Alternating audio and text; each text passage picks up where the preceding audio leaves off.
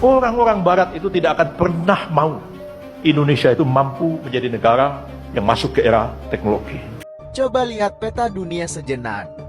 Ada satu negara yang memiliki posisi sangat unik dalam peta geopolitik global, bahkan sering dianggap sebagai variabel yang sulit diprediksi. Negara itu adalah Indonesia. Mengapa negara-negara adidaya yang memiliki kekuatan militer terbesar dan ekonomi bernilai triliunan dolar justru terlihat sangat berhati-hati ketika berhadapan dengan Indonesia? Sekilas hal ini terdengar tidak masuk akal. Namun jika melihat perubahan peta ekonomi dan geopolitik dunia, ada alasan yang membuat posisi Indonesia semakin diperhitungkan. Jika kita melihat berbagai konflik internasional, polanya cukup jelas. Amerika Serikat tidak ragu menjatuhkan sanksi kepada negara yang dianggap mengancam kepentingannya. Negara-negara Eropa juga berani menerapkan berbagai pembatasan ekonomi terhadap Rusia. Namun situasinya berbeda ketika menyangkut Indonesia. Negara-negara besar menyadari bahwa menekan Indonesia bukanlah keputusan yang mudah. Kesalahan dalam mengambil langkah dapat menimbulkan dampak yang jauh lebih besar bagi kepentingan mereka sendiri. Di era modern, kekuatan sebuah negara tidak lagi hanya diukur dari jumlah tentara, tetapi juga dari perannya dalam menjaga keberlangsungan ekonomi dunia.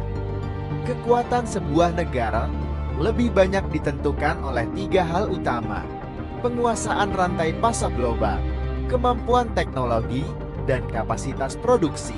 Disinilah posisi Indonesia mulai berubah. Indonesia semakin sulit digantikan oleh negara lain, atau sering disebut sebagai irreplaceable. Banyak negara telah berusaha mencari alternatif, namun hasilnya belum mampu menggantikan peran Indonesia, terutama dalam sektor sumber daya alam strategis dan industri pengolahan. Stabilitas Indonesia memiliki pengaruh langsung terhadap kelancaran rantai pasok global.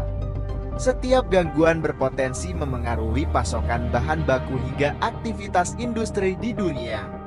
Lalu, mengapa Indonesia menjadi begitu penting di tengah persaingan Amerika Serikat dan Tiongkok? Amerika Serikat masih menjadi pemimpin dalam inovasi teknologi.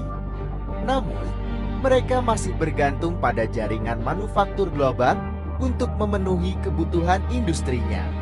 Tiongkok dikenal sebagai pusat manufaktur terbesar. Namun mereka juga memiliki ketergantungan terhadap pasokan bahan baku strategis yang berada di kawasan Asia, termasuk Indonesia. Indonesia memiliki nikel, tembaga, dan mineral penting lainnya untuk baterai kendaraan listrik dan semikonduktor masa depan. Selain itu, Indonesia berada di jalur pelayaran internasional Samudra Hindia dan Pasifik. Jalur ini dilalui ribuan kapal setiap tahunnya. Itulah mengapa Amerika Serikat terus memperkuat kerjasama investasi, sementara Tiongkok menjadikan Indonesia salah satu mitra dagang terbesarnya. Perubahan ini menunjukkan bahwa definisi kekuatan sebuah negara telah mengalami pergeseran dari kekuatan militer murni ke penguasaan teknologi dan energi. Namun, posisi strategis ini juga membawa tantangan besar. Semakin tinggi nilai strategisnya, semakin besar pula persaingan pengaruh dari berbagai negara besar. Strategi politik luar negeri yang bebas dan aktif menjadi kunci agar Indonesia tetap memperoleh manfaat ekonomi tanpa kehilangan independensi.